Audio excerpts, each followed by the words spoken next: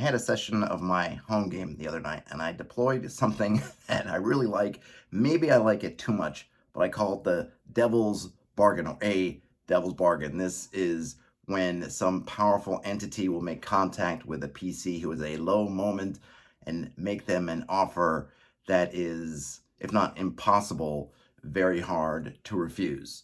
I'm going to talk about what I did in my game, some elements I like about it, but also some dangerous issues that you want to be careful about if you happen to deploy this technique in your game. So in my game, my party is in a dungeon. It's a dungeon that I've been just developing ad hoc as they go. It's definitely something to do with death and undeath, and I knew that there was some powerful entity somewhere in here.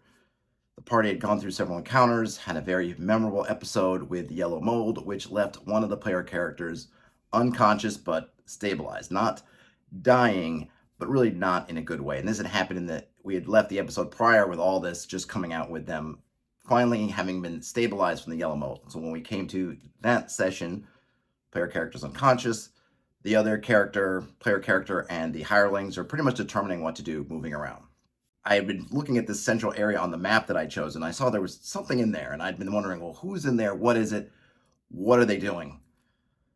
So with that in mind, I was just trying to think of what to do. So I had this entity reach out to this player character, make an overture saying, "Hey, I can save you. I can help you. But you have to essentially give me permission." Sort of the vampire's bargain, right? Like, you have to allow me to do something and I can help you. Now, my expectation was that the player, who usually it plays it very close to the vest, is very conservative in their choices, would ask a lot of questions, have a lot of concerns, probably not take it. But I wanted to throw it out there anyway because I thought that regardless of whether the player takes it or not, when they wake up, and I was wondering when this would happen, they would have something they could tell about their experience while they were in this unconscious state that could inform the rest of this dungeon. It would give some context to what they were experiencing. But that didn't go like that. The player very quickly, I think, latched on and said, I'm in, basically. Deal me in, which was a surprise. Now I'm dealing with the DM side of the screen, all the information I know about their condition. The player doesn't know these things. So maybe they felt like death was on the table, could happen at any moment. Maybe they felt like, I better take this, otherwise I'm just going to die. Or maybe they're just, ooh, I'm interested. I'm Pete. This is something good for me. I'm going to take it. Regardless of their reason, I didn't ask outside of the game, why they chose to go this route. That's a question maybe I'll ask them if this arc, however it turns out for this character, how it goes, maybe I'll ask them then. So I don't know why they took it, but they did. So I narrated how the player's eyes all of a sudden open, they're awake, but they're very cold. They're undead. And I haven't determined exactly what their undead powers are going to be, and of course what the other consequences of being undead were, but I definitely played it up in terms of how the rest of the world now saw them. They're traveling with this creature that I call a hyenodon, basically like a humanoid hyena person, who immediately could smell that this person, I think they ended up saying, growling at them and saying that they no longer have a smell, which was their way of saying they're dead. They're not even dead like they're rotting, but they're dead like they're animate, but they no longer are living tissue. And I talk about how the other character, because he was looking right down at his face, saw that, oh, their eyes have gone. There's a light that is no longer there in their eyes, even though they're kind of animate. And even the character himself, I mentioned how there seemed to be a little bit of numbness when they're touching things. Their sensations weren't quite as crisp and sharp as they used to be. Like, there's just some little bit of buffer, like they have a little bit of almost anesthetic applied to them. So once they woke up and they start moving around again, I'm having this voice come in and continuing to communicate. And the voice ends up giving them a task. And this task was to go essentially the place that they're going anyway and perform, basically steal something and bring it back. So that really is ultimately what the bargain ends up being. The player took took it on before really knowing what was going to be asked of them. And there's nothing to say that this relationship ends when this particular task is finished. It almost could be a warlock to patron, not in the new D&D sense where there's really no relationship, but in some way this becomes a patron a force that can come in at any time, presuming that the character survives this trial that they've now been set on. So I really like the Devil's Bargain. I really like giving what I guess I would call asymmetrical goals to the party. But the key is that their goals are not in conflict. I think what a lot of GMs do is they'll work something out where they'll have the party, some party members on this one path, some party members on another path, going to the same place, but then their goals are diametrically opposite. Okay, I'm going to help the big bad. We're going to stop the big bad. We don't, maybe these folks here, the helpers, are in secret, right? They're conspirators in a sense. And okay, and at the big moment, they're going to come against each other. This is not what I'm doing in this case.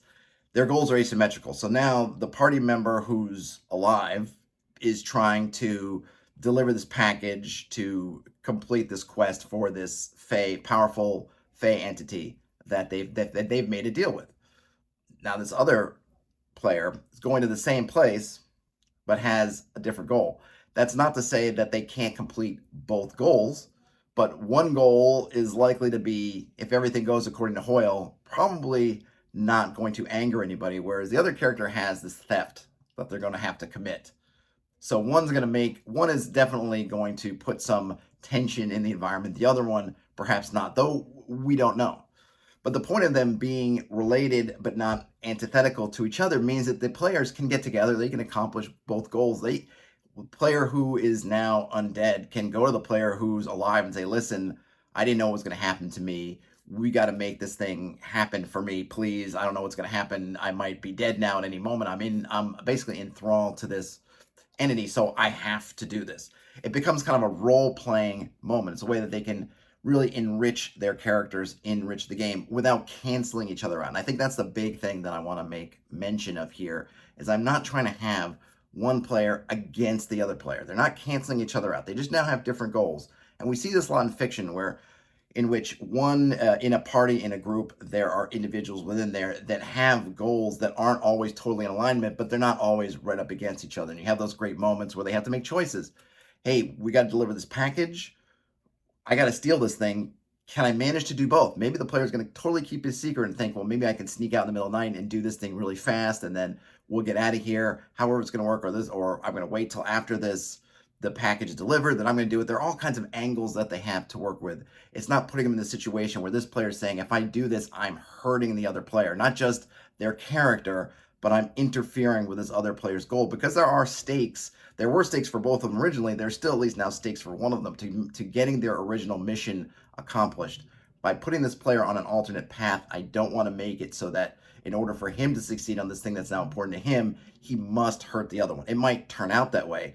We'll see. But I'm not getting rid of all their choices.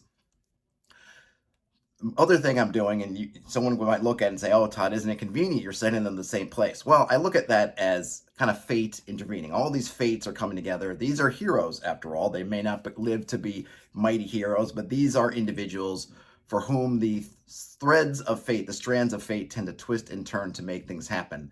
So, of course, they happen to stumble in a place into an entity's arms who needs them to go to the place that they're going anyway. Who's to say that other forces didn't push them down this path to begin with? We don't know.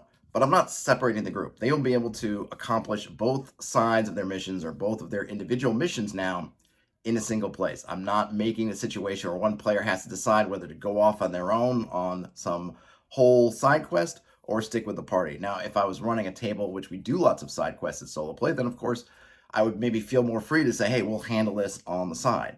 But I wanted to make sure that in addition to not putting them in direct conflict with each other, I'm not sending them off in opposite directions. I really like Devil's Bargains. I really like giving players these asymmetrical goals, but asymmetrical goals that fit within the overall framework of the party. I'm not putting them against each other. I'm not sending them in opposite directions, but I'm giving them slightly different emphasis. And you can use this a lot, especially when your party starts to make connections or when individual characters in the party make connections. Let's say one player's character joins a guild, a fighter's guild, another one joins a thieves guild, and then they're sent on a mission, and the thieves guild said, hey, while you're there, we need you to steal this thing, while the fighter is told, hey, while you're there, you need to talk to this general, this knight, this prince, whomever. They get to have a little bit of their own stuff going on. I've always liked as a player when I felt like I've got my own thing. In addition to what the party has going on, I've got my own thing. But I'm not put at a point that my thing is going to have to contradict somebody else's thing, or I have to do what I'm going to do, and I have to do that at the expense of the other player. And it gives me room to work with them, but it gives me room to share information, but also gives me room to keep information to myself. And the devil's bargain part, it's just another thing that I like to do. I like to give these characters options when they're laid low and say, hey, I can kind of bring you back, but it's at a steep price. Who knows how long this player will have to pay this price? Who knows if they want to? Maybe they'll just say, hey, Todd, like, I didn't know I was signing up to be an undead thrall to some kind of entity buried deep in the earth. I want out for that. And then we'll go from there. Fair enough. Maybe there's a way that they can get out from under it in the game. Maybe we'll write up a new character.